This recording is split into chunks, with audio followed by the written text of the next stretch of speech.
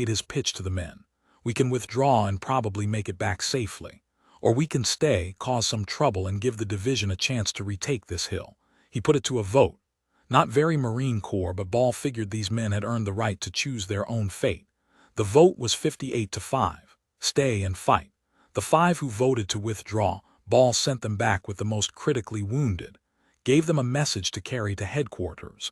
Easy Company is still on East Hill. We're combat effective. Send us ammunition. Those 5 Marines made it back to friendly lines on the morning of December 3rd.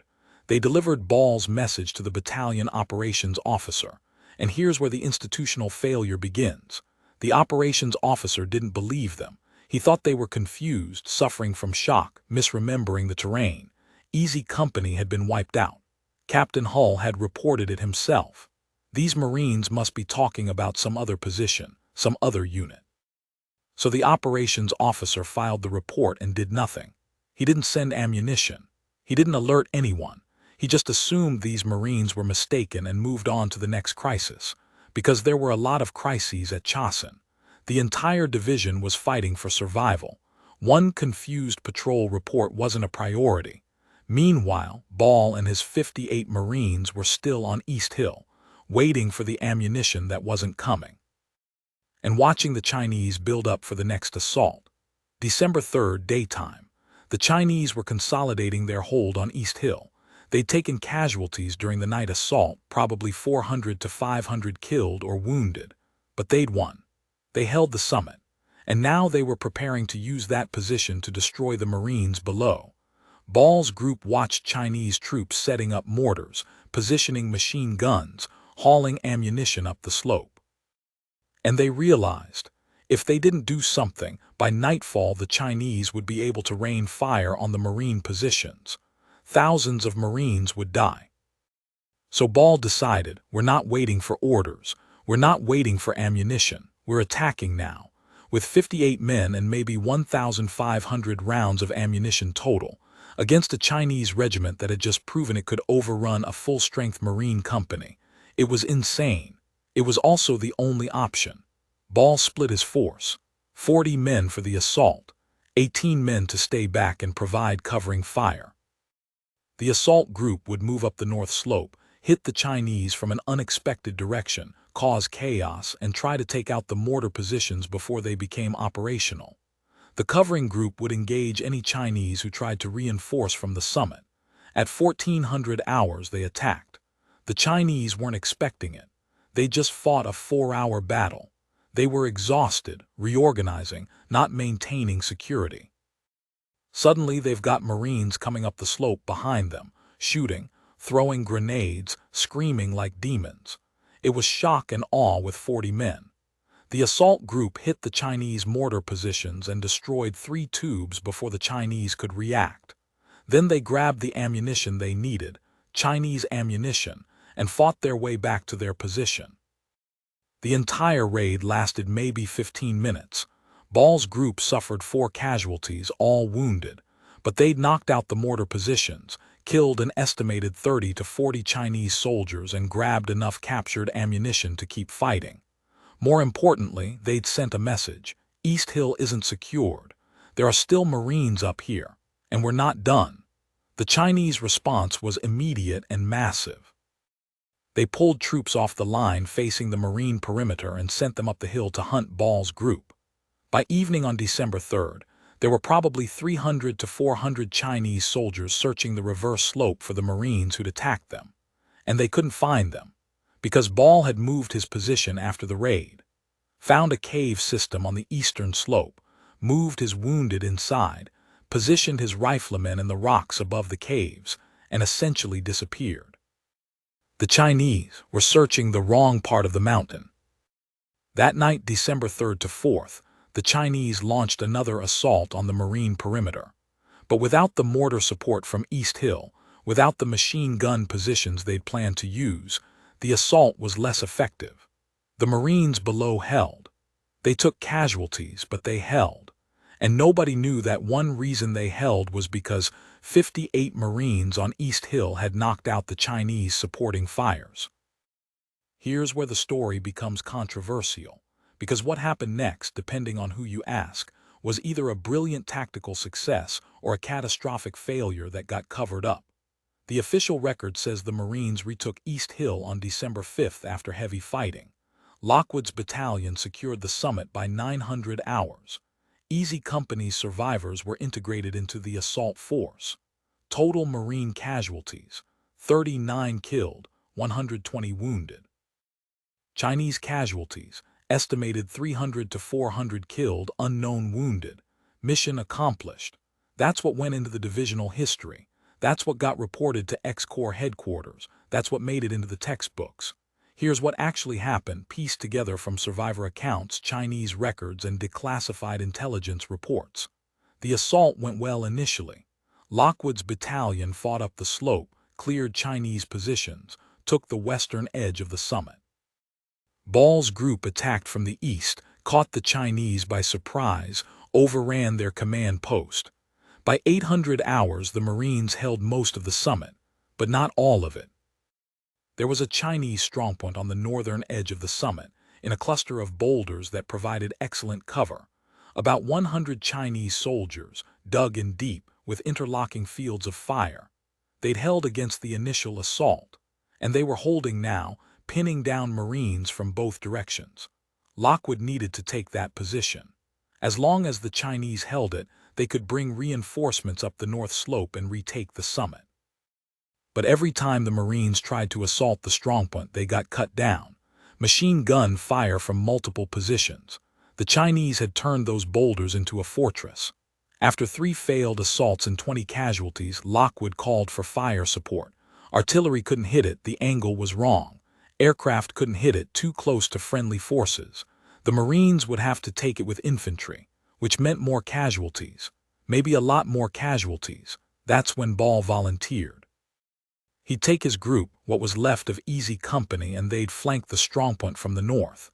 Move along the ridge, get above the Chinese position, and attack downhill. It was dangerous. They'd be exposed while moving along the ridge. If the Chinese spotted them, they'd be slaughtered. But Ball figured his men had already beaten the odds 3 times. Why not try for 4? Lockwood approved it. What else could he do? He needed that strongpoint taken, and Ball was offering to do it. At 8:30 hours, Ball's group moved out. 54 men, now down to 49 after casualties during the assault. They moved along the ridgeline, staying low, using the terrain. The Chinese spotted them about halfway. Machine gun fire from the strongpoint, trying to hit Marines 200 yards away on a ridgeline. It's hard shooting, especially with heavy weapons. Most of the fire went high. But some of it connected. Ball lost 3 men on that ridge, killed by machine gun fire while they were completely exposed. The rest kept moving, reached the high ground above the strongpoint, and attacked straight down the slope. It was gravity-assisted assault. They just ran downhill, shooting everything that moved, throwing grenades into the boulders, overwhelming the Chinese through speed and aggression. The strongpoint fell in less than 5 minutes, but Ball's group paid for it. Another 8 men killed, 12 wounded. When the smoke cleared, Ball had 26 men still standing. Out of the 63 who'd started on December 3rd, he'd lost 37. That's a 58% casualty rate. By 900 hours, the Marines held East Hill. Lockwood's battalion linked up with Ball's survivors on the summit. The Chinese withdrew to regroup. The mission was accomplished, except for one problem. Easy Company had officially been wiped out on December 3rd. The casualty reports had already been filed. Next of kin had been notified. The unit had been removed from the order of battle. How do you explain that the unit that died on December 3rd kept fighting until December 5th? How do you explain that men who were listed as killed in action were actually still killing the enemy 2 days later? The answer is, you don't explain it. You rewrite the record. And that's exactly what happened. Between December 5th and December 8th, when the Marines finally evacuated Hagaruri, someone in the division headquarters made a decision. They would backdate Ball's actions. Instead of saying Easy Company fought from December 3rd to 5th after being declared wiped out, they'd say Easy Company fought continuously from December 2nd to 5th. No gap, no death and resurrection, just one continuous defensive action. It was a bureaucratic fiction, but it solved a lot of problems. It meant they didn't have to admit they'd prematurely declared a unit destroyed. It meant they didn't have to explain how 63 Marines fought for 3 days without support or communication. It meant they didn't have to answer awkward questions about why those resupply requests were ignored. So they rewrote the timeline, and they told the survivors to go along with it. Most of them did. They were Marines. They followed orders. If headquarters said the unit had fought continuously, then that's what happened. Case closed, but some of them refused. Lieutenant Ball, for one. He submitted his own after-action report detailing exactly what happened. The retreat to the reverse slope on December 3rd. The 3 days cut off. The raids on Chinese positions. The death of 37 men while the Corps thought they were already dead. Ball's report was filed, read, and then classified. He was told his version of events contradicted the official timeline and couldn't be released. He was also told that if he insisted on telling his version, it might affect the awards and recognition his men would receive. It was a threat. Play ball, use the official timeline and your men get medals. Stick to your story and they get nothing. Ball backed down. He used the official timeline in public, but he kept his own records, diary entries, letters, witness statements from his Marines. He filed them away, figuring someday the truth would come out. He was partially right. In 1982, a military historian named James Warren was researching the Chosin campaign. He'd interviewed dozens of veterans, read hundreds of after-action reports, and he noticed something odd. The timeline for Easy Company didn't make sense. According to the official record, Easy Company fought continuously from December 2nd to 5th, but the casualty reports showed that Captain Hull had reported the unit destroyed on December 3rd, and there were witness statements from Marines who'd evacuated on December 3rd saying the company had been overrun. Warren started digging. He found Ball's classified after-action report in the archives. He tracked down survivors and interviewed them. And slowly, the real story emerged. Easy Company had been declared dead on December 3rd. Ball's group had kept fighting anyway. For 3 days, they'd operated as a phantom unit, officially non-existent but actually doing critical work. Warren published his findings in an academic journal in 1985. The article was titled "The Company That Died Twice." It caused a minor controversy in military history circles. Some historians praised it as uncovering a hidden story of Marine Corps heroism. Others criticized it as sensationalist, arguing that the official timeline was close enough to the truth and the discrepancies were just bureaucratic confusion. The Marine Corps never officially commented. But quietly, they started adjusting the historical record.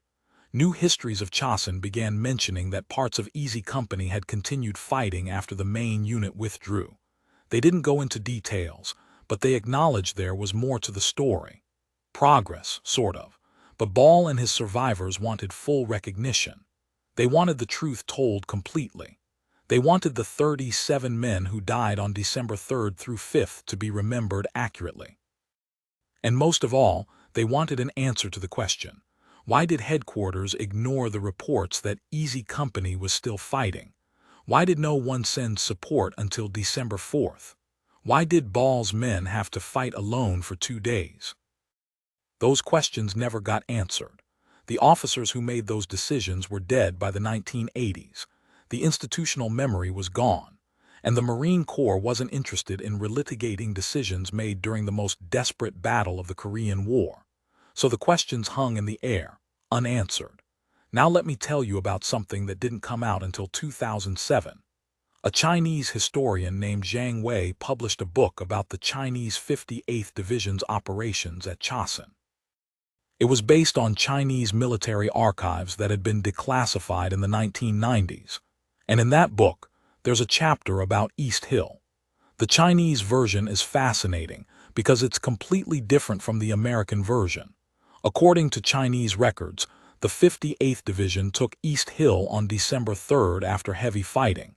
They suffered significant casualties but secured the position. Then, for the next 2 days, they were harassed by what they thought was an American Special Forces unit operating behind their lines. Small group, maybe 50 men, conducting raids and ambushes. The Chinese assumed these were rangers or some kind of elite troops because regular infantry wouldn't have the skill or courage to operate that way. The Chinese committed significant resources to hunting this Special Forces unit. They pulled troops off the line, organized search patrols, set up ambushes, and they never found them, until December 5th when the American counterattack hit. Then the Chinese realized the truth.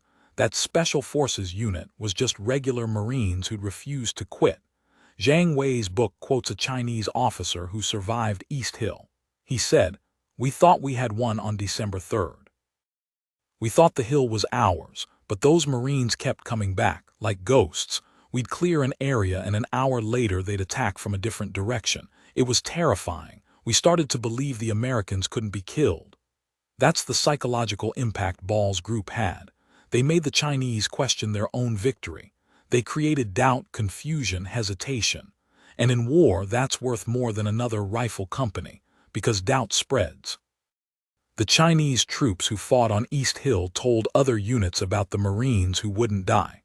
And those stories affected Chinese morale throughout the Chosin campaign. It's impossible to quantify, but it was real. Zhang Wei's book never got much attention in the West. It was published in Chinese, never fully translated, but a few military historians read it and recognized the significance. The Chinese account confirmed what Ball and his Marines had been saying for decades.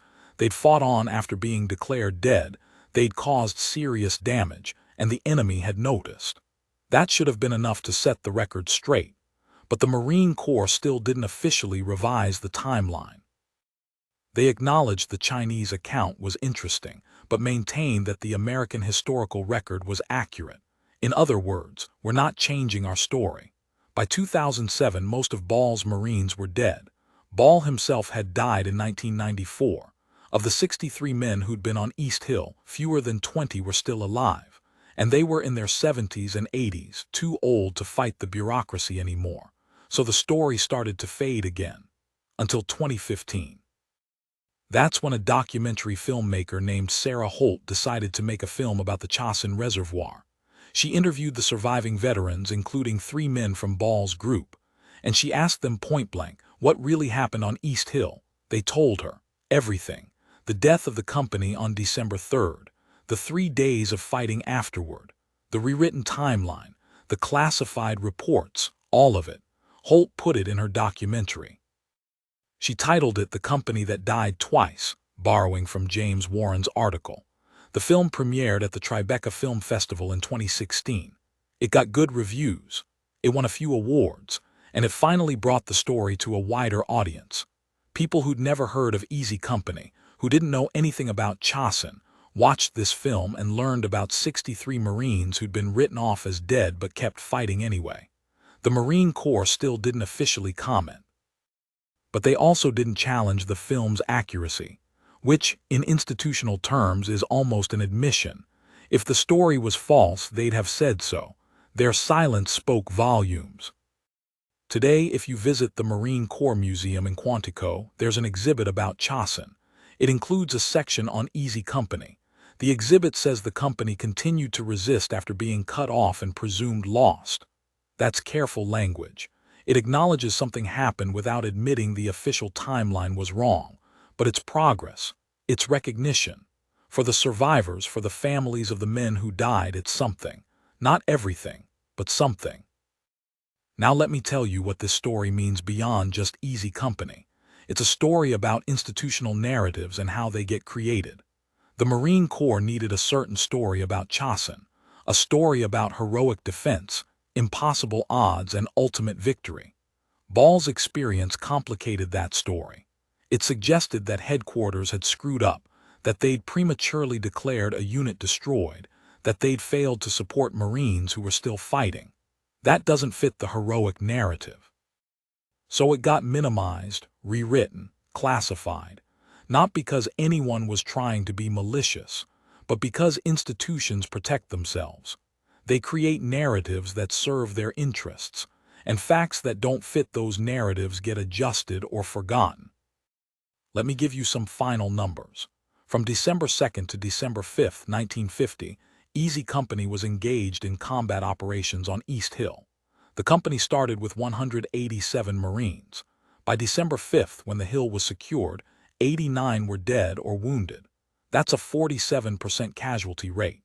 Of those casualties, 37 occurred after the company had been officially declared destroyed.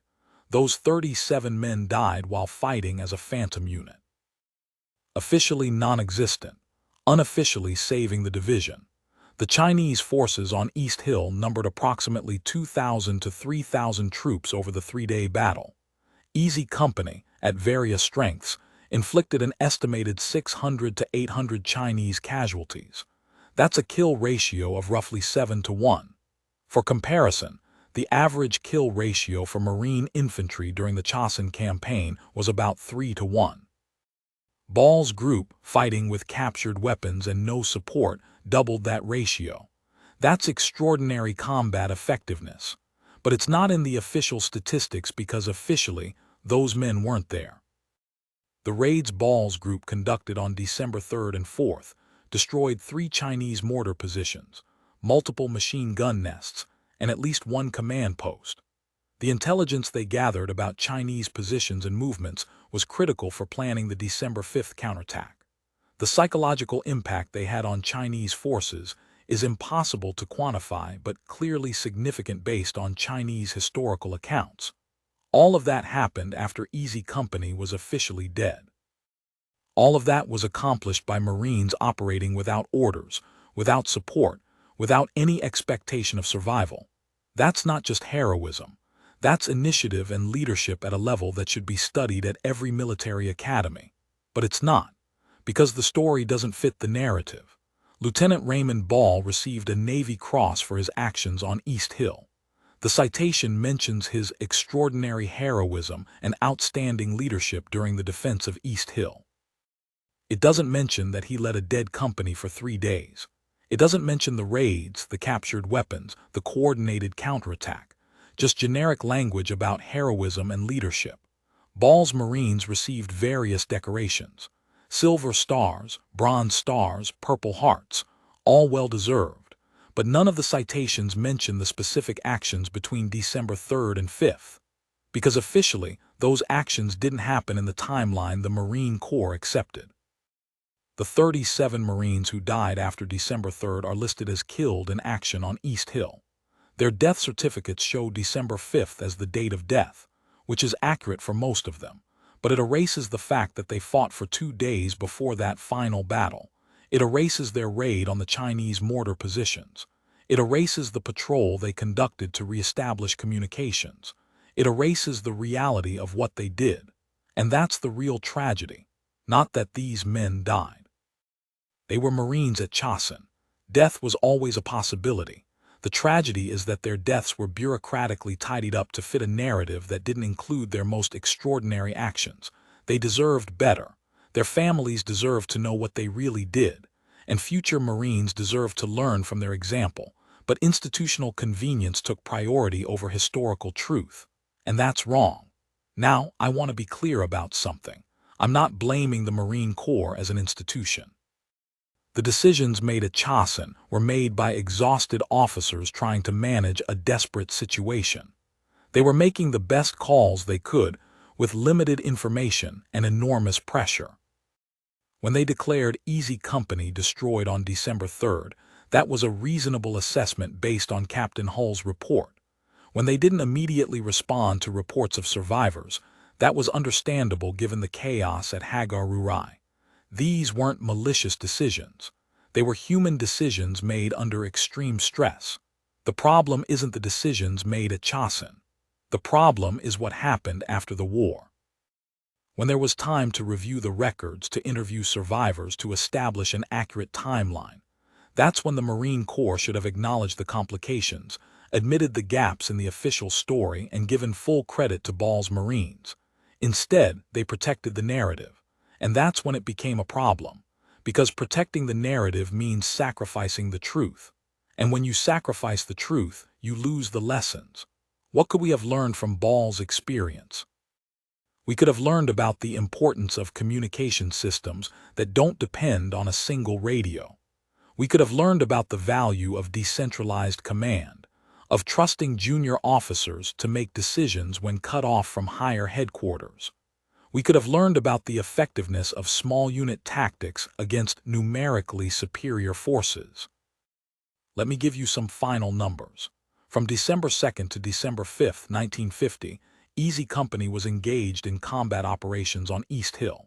The company started with 187 Marines. By December 5th, when the hill was secured, 89 were dead or wounded.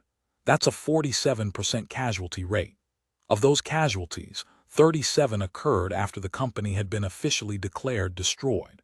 Those 37 men died while fighting as a phantom unit. Officially non-existent, unofficially saving the division. The Chinese forces on East Hill numbered approximately 2,000 to 3,000 troops over the three-day battle. Easy Company, at various strengths, inflicted an estimated 600 to 800 Chinese casualties. That's a kill ratio of roughly 7-to-1. For comparison, the average kill ratio for Marine infantry during the Chosin campaign was about 3-to-1. Ball's group, fighting with captured weapons and no support, doubled that ratio. That's extraordinary combat effectiveness. But it's not in the official statistics because officially, those men weren't there.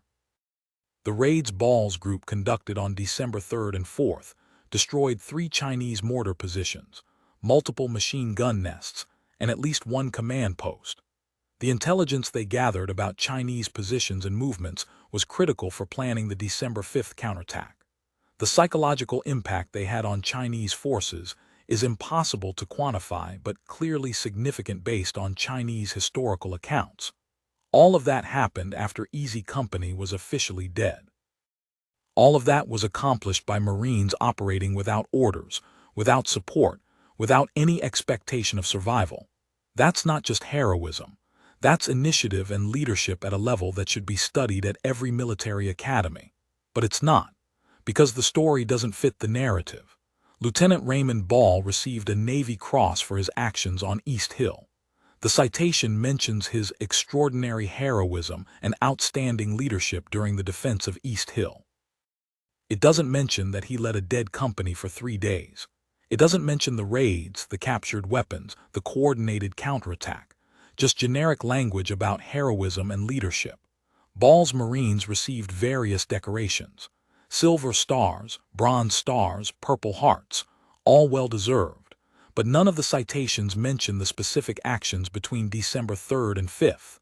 Because officially, those actions didn't happen in the timeline the Marine Corps accepted.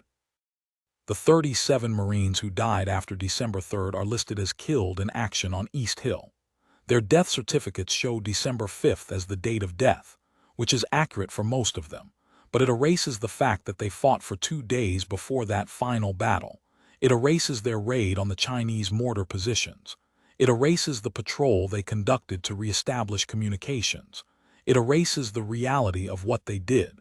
And that's the real tragedy, not that these men died. They were Marines at Chosin. Death was always a possibility. The tragedy is that their deaths were bureaucratically tidied up to fit a narrative that didn't include their most extraordinary actions. They deserved better. Their families deserved to know what they really did, and future Marines deserved to learn from their example. But institutional convenience took priority over historical truth, and that's wrong. Now, I want to be clear about something. I'm not blaming the Marine Corps as an institution. The decisions made at Chosin were made by exhausted officers trying to manage a desperate situation. They were making the best calls they could with limited information and enormous pressure.